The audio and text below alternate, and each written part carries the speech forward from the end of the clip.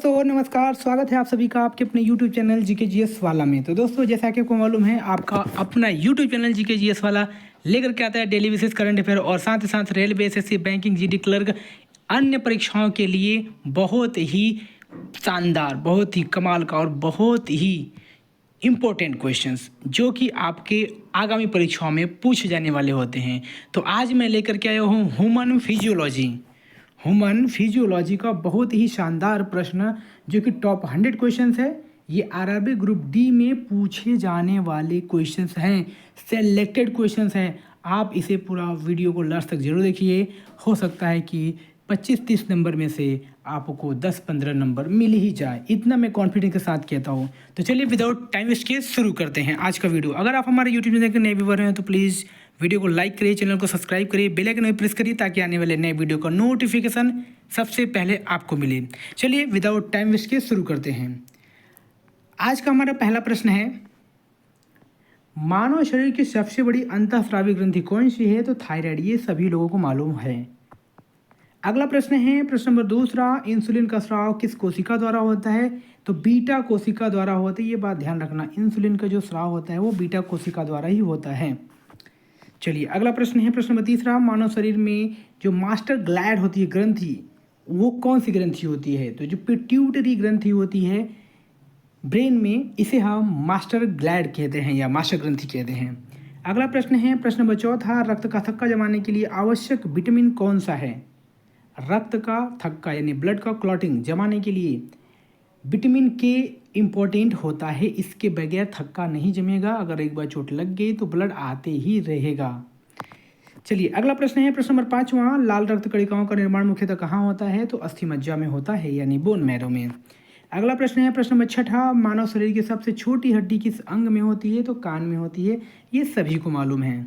अगला प्रश्न है प्रश्न नंबर सातवां, ऑक्सीजन का अधिकांश परिवहन किसके द्वारा होता है? तो हीमोग्लोबिन के द्वारा ही होता है ऑक्सीजन का हमारे पूरे बॉडी में परिवहन, खून के साथ।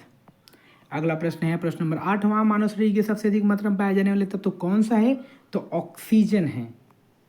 अगला प्रश्न है प्रश्न नंबर नौवां, रक्त का पीएच मान लगभग कितना होता है? 7.4। ये सभी लोगों को पता है क्योंकि ये बार बार इंपॉर्टेंट क्वेश्चन है, परीक्षाओं में पूछ ही देता है चाहे कोई भी परीक्षा रहे। अगला प्रश्न है प्रश्न नंबर 10वां, हृदय की धड़कन प्रारंभ करने वाला प्राकृतिक पेसमेकर कौन सा है? तो SA नोड है। ये बात ध्यान रखना, बहुत इंपॉर्टेंट क्वेश्चन है। हृदय की धड़कन प्रारंभ करने वाला जो पेसमेकर है वो SA नोड है। अगला प्रश्न है प्रश्न नंबर 11वां, मानव शरीर की सबसे लंबी ग्रंथि कौन सी है? तो मानव शरीर की सबसे लंबी ग्रंथि है न्यूरॉन यानी न्यूरो कोशिका जो होती है, न्यूरॉन। ठीक है, इसको हम लोग तंत्रिका तंत्र भी कहते हैं। अगला प्रश्न है प्रश्न नंबर 12वां, यूरिया का निर्माण मुख्यतः किस अंग में होता है? तो ये लीवर में होता है यानी यकृत में होता है। अगला प्रश्न है प्रश्न नंबर 13वां, ग्लूकोन हार्मोन का स्राव कोशिका द्वारा होता है, किस कोशिका द्वारा होता है? ग्लूकागॉन हार्मोन का स्राव, तो ग्लूकागॉन हार्मोन का स्राव अल्फा कोशिका द्वारा होता है। अगला प्रश्न है प्रश्न नंबर 14वां, लाल रक्त कणिकाओं का औसत जीवन काल कितना होता है? तो 120 दिन होता है, ये सभी को मालूम है। अगला प्रश्न है प्रश्न नंबर 15वां, मानव शरीर की सबसे बड़ी ग्रंथि कौन सी है? लीवर है, ये भी सबको मालूम है। अगला प्रश्न है प्रश्न नंबर 16वां, विटामिन B12 के अवशोषण के लिए कौन सा पदार्थ आवश्यक है? तो इंट्रिंसिक फैक्टर, ये बहुत इंपॉर्टेंट है अवशोषण के लिए। अगला प्रश्न है प्रश्न नंबर 17वां, मानव शरीर की सबसे बड़ी लसिका ग्रंथि कौन सी है? तो प्लीहा होती है। मानव शरीर की सबसे बड़ी लसिका ग्रंथि प्लीहा। अगला प्रश्न है प्रश्न नंबर 18वां, ADH हार्मोन का मुख्य कार्य क्या है? तो ADH हार्मोन का मुख्य कार्य शरीर में जल का पुनः अवशोषण बढ़ाना है, यानी शरीर में जो जल की मात्रा होती है उसको अवशोषण कर बढ़ाना है। अगला प्रश्न है प्रश्न नंबर 19वां, थायरॉक्सिन हार्मोन्स में कौन सा तत्व आवश्यक होता है? तो आयोडीन आवश्यक होता है। अगला प्रश्न है प्रश्न नंबर 20वां, मानव शरीर के सबसे अधिक रक्त किस अंग में संग्रहित रहता है? तो यकृत में संग्रहित रहता है। अगला प्रश्न है प्रश्न नंबर 21वां, श्वेत रक्त कणिकाओं का मुख्य कार्य क्या है? तो श्वेत रक्त कणिकाओं का मुख्य कार्य रोगों से रक्षा करना है यानी एंटीजन है। अगला प्रश्न है प्रश्न नंबर 22वां, रक्त समूह की खोज किस वैज्ञानिक ने की थी? तो रक्त समूह की खोज कार्ल लैंडस्टीनर ने की थी। अगला प्रश्न है प्रश्न नंबर 23वां, मानव शरीर की सबसे बड़ी धमनी कौन सी है? तो मानव शरीर की सबसे बड़ी धमनी महाधमनी है। अगला प्रश्न है प्रश्न नंबर 24वां, कैल्सिटोनिन हार्मोन किस ग्रंथि से स्रावित होता है? तो कैल्सिटोनिन हार्मोन थायराइड ग्रंथि से स्रावित होता है। अगला प्रश्न है प्रश्न नंबर 25वां, सामान्य अवस्था में मानव हृदय 1 मिनट में लगभग कितनी बार धड़कता है? तो सामान्य अवस्था में मानव हृदय 1 मिनट में लगभग 60 से 100 बार धड़कता है। एग्जैक्ट जो उसका टाइमिंग है वो तो 72 है, एग्जैक्ट टाइमिंग 72 है, बट वह 60 से 100, इसका ये कम और ज़्यादा दोनों मिला करके है। इससे ज़्यादा अगर हो जाएगा तो भाई हार्ट अटैक आ सकता है। ठीक है, अगला प्रश्न है प्रश्न नंबर 26वां, मानव शरीर में यूनिवर्सल डोनर किस रक्त समूह को कहा जाता है? तो यूनिवर्सल डोनर भाई साहब ओ नेगेटिव होता है, जो कि मेरा है खुद का। अगला प्रश्न है प्रश्न नंबर 27वां, यूनिवर्सल रिसीवर किस रक्त समूह को कहा जाता है? तो AB+ जो होता है इसको यूनिवर्सल रिसीवर यानी किसी भी प्रकार के ब्लड ग्रुप आप ले सकते हैं। अगला प्रश्न है प्रश्न नंबर 28वां, लाल रक्त कणिकाओं के निर्माण के लिए कौन सा हार्मोन आवश्यक है? तो एरिथ्रोपोइटिन। ये बहुत ही कमाल का प्रश्न है, ये बार बार पूछा जाता है कि आरबीसी के प्रिपरेशन के लिए, निर्माण के लिए कौन सा हार्मोन जरूरी है? तो एरिथ्रोपोइटिन। अगला प्रश्न है प्रश्न नंबर 29वां, एरिथ्रोपोइटिन हार्मोन मुख्यतः किस अंग से स्रावित होता है? तो किडनी से होता है, गुर्दा से होता है। अगला प्रश्न है प्रश्न नंबर 30वां, मानव शरीर में ऑक्सीजन का अधिकांश भाग किसके साथ जुड़कर परिवहन होता है? तो हीमोग्लोबिन के साथ जुड़कर परिवहन होता है। अगला प्रश्न है प्रश्न नंबर 31वां, रक्त के प्लाज्मा में सबसे अधिक कौन सा प्रोटीन पाया जाता है? तो एल्ब्यूमिन सबसे ज़्यादा रक्त के प्लाज्मा में प्रोटीन पाया जाता है। अगला प्रश्न है प्रश्न नंबर 32वां, मानव हृदय में कितने चैम्बर होते हैं? तो ये सभी को पता है, 4 चैम्बर होते हैं। अगला प्रश्न है, हृदय का कौन सा वाल्व बाएं अलिंद और बाएं नीले के बीच स्थित होता है? तो बाएं का स्पीड माइट्रल वाल्व ये बाएं अलिंद और बाएं नीले के बीच स्थित होता है। अगला प्रश्न है प्रश्न नंबर 34वां, मानव शरीर की सबसे बड़ी श्वेत रक्त कोशिका कौन सी है? तो मोनोसाइट्स हैं। बहुत इंपॉर्टेंट प्रश्न है, इसको आप हल्के मत लीजिए। मानव शरीर की सबसे बड़ी से श्वेत यानी WBC की जो कोशिका है वो मोनोसाइट्स हैं। अगला प्रश्न है प्रश्न नंबर 35वां, शरीर में एंटीबॉडी का निर्माण मुख्यतः कौन सी कोशिकाएं करती हैं? तो बी लिम्फोसाइट करती हैं।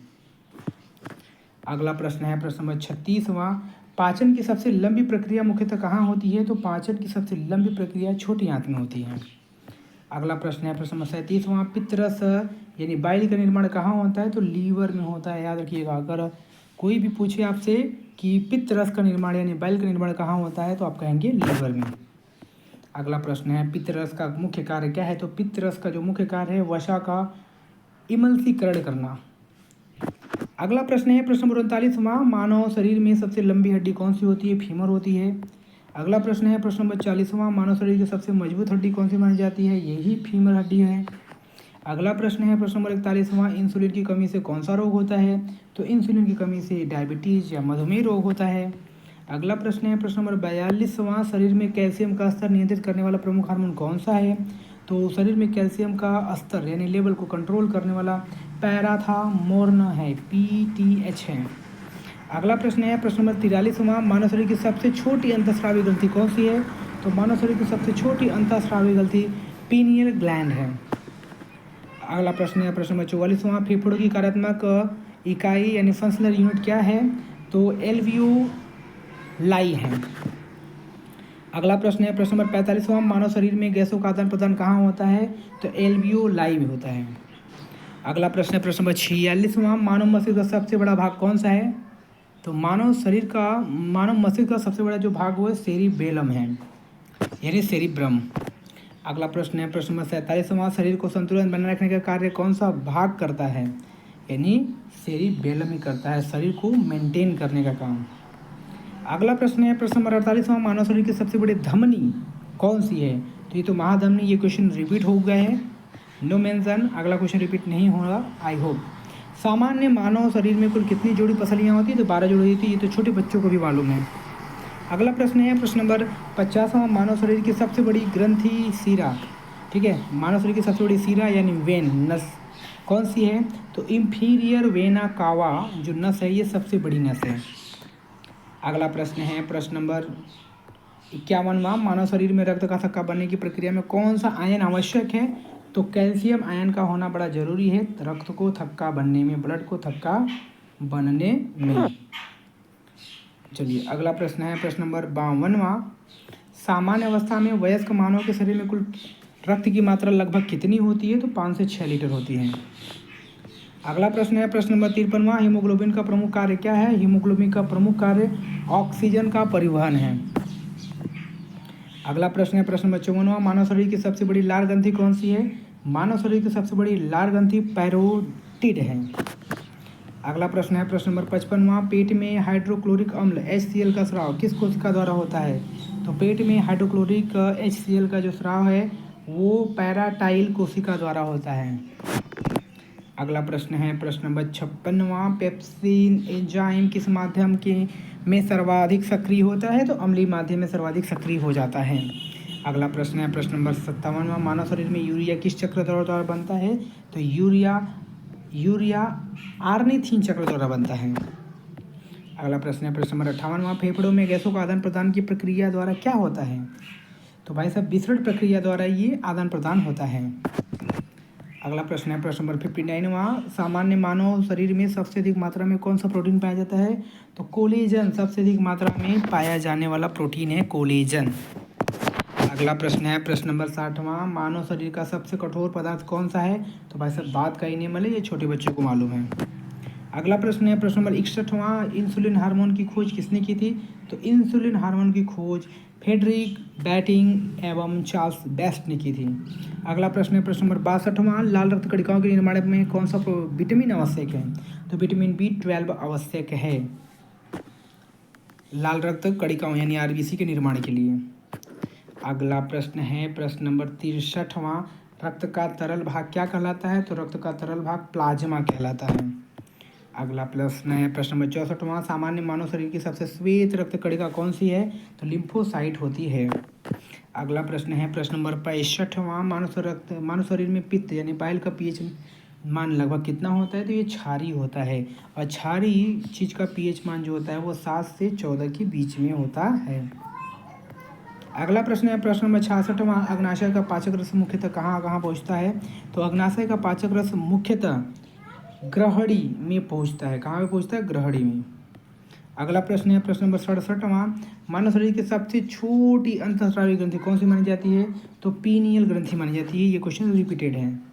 अगला प्रश्न है प्रश्न नंबर 68वां, थायराइड हार्मोन के निर्माण में कौन सा तत्व आवश्यक है? तो थायराइड के निर्माण में भाई साहब आयोडीन का होना बड़ा जरूरी है।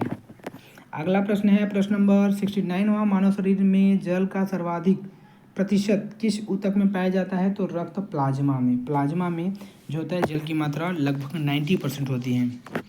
अगला प्रश्न है प्रश्न नंबर 70वां, सामान्य वयस्क मानव में हृदय प्रति मिनट औसतन रक्त जो पंप करता है वो कितना करता है?